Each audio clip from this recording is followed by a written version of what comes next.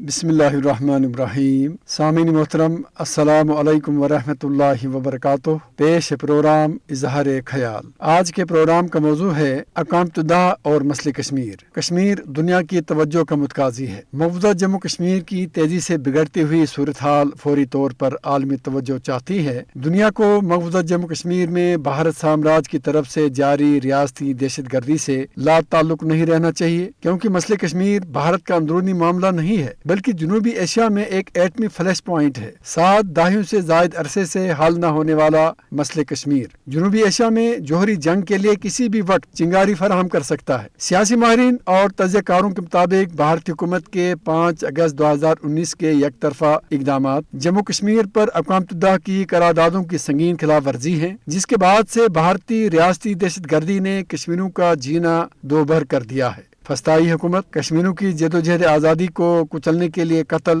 اغوا، گرفتاری، تشدد اور خواتین کی آبروریزی سمیت تمام ظالمانہ ہتھ کنڈے استعمال کر رہی ہے۔ تجزیہ کاروں کا کہنا ہے کہ جموں کشمیر کے عوام جو اقوام متحدہ کی طرف سے تسلیم شدہ حق خود ارادیت کا مطالبہ کر رہے ہیں، دنیا کی حمایت کے مستحق ہیں اور تنازع کشمیر کے حل کے لیے اقوام متحدہ کو فوری مداخلت کرنی چاہیے۔ اقوام متحدہ کے قیام کے بعد دنیا کے بہت سے مقامات پر مظلوم طبقات اور قوموں نے ایسے چارٹر کا سہارا لے کر نہ صرف یہ کہ آزادی اور حق خود ارادیت کی تحریکیں شروع کی، بلکہ اس چارٹر سے اپنی جدوجہد کے لیے جوازیت بھی تلاش کی۔ اقوام متحدہ کے قیام کے ابتدائی ماہ و سال میں ہی دنیا کا نقشہ تبدیل ہو گیا۔ برطانیہ جو ایک طویل مدت سے دنیا میں منصبداری پر فائز ہوتا چلا آ رہا تھا، اپنی حیثیت سے محروم ہوتا چلا گیا اور اس کی جگہ پہلے سوویت یونین اور پھر امریکہ منصبداری پر فائز ہوئے۔ یورپی ممالک جو ہٹلر کی پالیسیوں کے باعث بری طرح تقسیم کا شکار تھے، متحد ہونے لگے۔ برطانیہ نے اپنی نو آبادیوں کو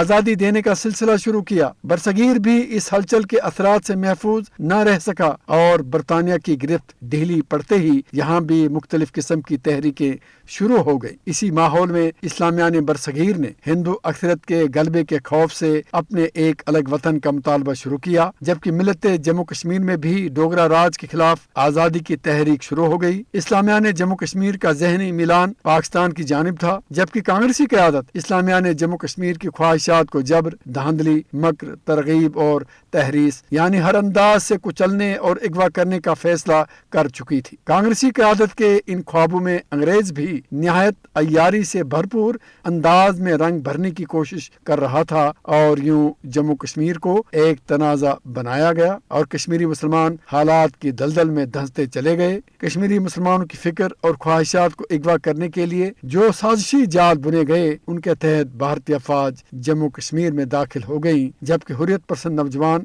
آزاد کشمیر کی طرف سے پیش قدمی کرتے چلے گئے۔ نتیجتاً پاکستان اور بھارت کے مابین سرزمین جموں کشمیر پر باقاعدہ جنگ کا آغاز ہو گیا۔ جنگ طویل عرصے تک جاری رہی اور آخرکار بھارت سامراج نے جموں کشمیر ہاتھ سے نکلتا دیکھ کر نوزائیدہ اقوام متحدہ کا دروازہ کھٹکھٹانے کا فیصلہ کیا۔ بھارت اپنا مقدمہ اس دعوے کے ساتھ اقوام متحدہ میں لے کر گیا کہ جموں کشمیر میں حالات بہتر ہوتے ہی رائے شماری کا اہتمام کر کے کشمیریوں کو آزادانہ طور پر اپنے مقدر کا فیصلہ کرنے کا اختیار ملنا چاہیے، جبکہ پاکستان کا مقدمہ تو تھا ہی یہ کہ کشمیریوں کو حق خود ارادت ملنا چاہیے۔ اسی عالم میں اقوام متحدہ نے 5 جنوری 1949 کی قرارداد منظور کی، جس میں پاکستان اور بھارت کی ذمہ داریوں کا تعین کرتے ہوئے اس بات کا اعلان کیا گیا کہ جموں کشمیر کے عوام کی رائے معلوم کرنے کے لیے بین الاقوامی نگرانی میں رائے شماری کرائی جائے گی۔ اس قرارداد کو پاکستان اور بھارت کے حکمرانوں کی حمایت حاصل تھی۔ اس قرارداد کی منظوری کے بعد ہی دونوں ملکوں میں جنگ بندی ہو گئی، لیکن جنگ بند ہوتے ہی بھارت سامراج نے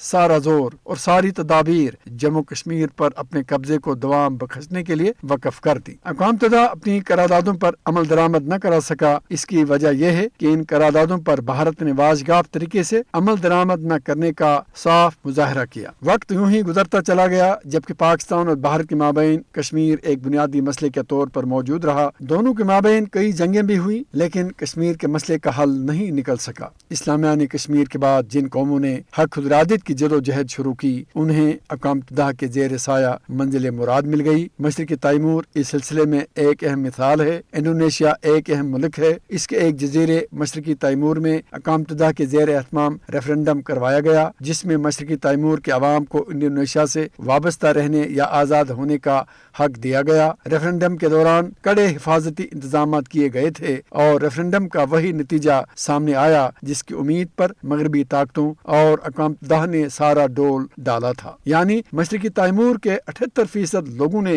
آزادی کے حق میں فیصلہ سنا دیا اور اب مشرقی تیمور دنیا کے نقشے پر ایک آزاد ملک کے طور پر ابھرنے جا رہا ہے۔ مشرقی تیمور جزائر انڈونیشیا میں واقع تھا۔ جزیرے کا مغربی حصہ ڈچ حکومت کے زیر اثر تھا جو 1945 میں انڈونیشیا کے قیام کے بعد اس میں شامل کر لیا گیا تھا۔ مشرقی حصے پر انڈونیشیا نے فوجی کارروائی کی اور اسے اپنے ساتھ ملا دیا تھا۔ مشرقی تیمور کے عوام کی اکثریت نصرانیوں پر مشتمل ہے۔ اسی بنیاد پر بین الاقوامی ایجنسیاں اور انسانی حقوق کی نام نہاد تنظیمیں انڈونیشیا کے خلاف مسلسل تحریک چلا رہی تھی اور اسی دباؤ کے نتیجے میں استعماری طاقتوں نے انڈونیشیا کو علاقے میں ریفرنڈم پر آمادہ کیا۔ 1947 سے لے کر آج تک جموں سے وادی کشمیر تک لاکھوں کشمیری مسلمان مقبوضہ جموں کشمیر میں اعلی کرامت الحق اور آزادی کشمیر کے لیے لہو کا نذرانہ پیش کر رہے ہیں، لیکن اقوام متحدہ کی قراردادیں جوں کی توں پڑی ہوئی ہیں۔ اسی طرح فلسطین پر اسرائیل نے جابرانہ قبضہ کر رکھا ہے اور اس کے مظالم کی فہرست طویل ہے۔ مشرقی تیمور کے بعد مسئلہ کشمیر اور فلسطین کا اقوام متحدہ کی قراردادوں پر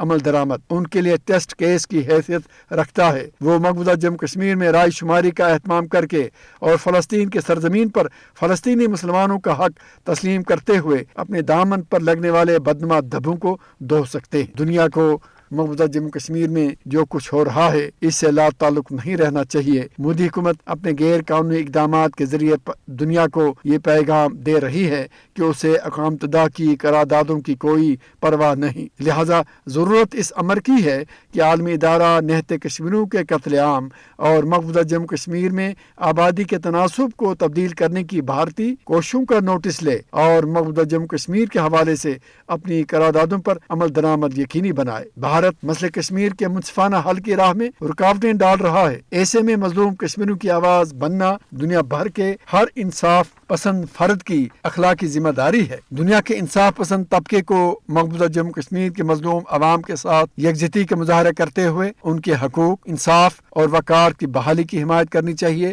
جو وقت کا اہم تقاضا ہے۔ عالمی طاقتوں کو نہیں بھولنا چاہیے کہ تنازع کشمیر کے حل میں تاخیر کے نتائج دنیا کو بھگتنے پڑ سکتے ہیں، کیونکہ اس مسئلے کی وجہ سے نہ صرف علاقائی بلکہ عالمی امن کو شدید خطرات لاحق ہیں۔ اگر عالمی طاقتوں نے بروقت جواب نہ دیا تو تنازع کشمیر ایٹمی جنگ کا باعث بن سکتا ہے۔ جنوبی ایشیا میں بحران کے خاتمے کے لیے تنازع کشمیر کا منصفانہ حل بہت ضروری ہے۔ اب وقت آ گیا ہے کہ دنیا آگے بڑھے، انفرادی مفادات کو بھول کر مقبوضہ جموں کشمیر میں بھارت کے ہاتھوں کھیلی جا رہی خون کی ہولی سے انسانیت کو بچائے اور امن و استحکام کے لیے کام کرے۔ اقوام متحدہ کو چاہیے کہ وہ خطے کو ایٹمی جنگ سے بچنے کے لیے تنازع کشمیر کے حل کے لیے بھرپور مداخلت کرے اور مقبوضہ علاقے میں انسانیت کے خلاف سنگین جرائم پر بھارت کو جواب دہ ٹھہرائیں اور کشمیریوں کو حق خود ارادت دلا کر اپنی ذمہ داریوں سے عہدہ برآ ہو۔ سامعین، اس کے ساتھ ہی پروگرام کا وقت ختم ہوا، اجازت دیجیے، اللہ حافظ۔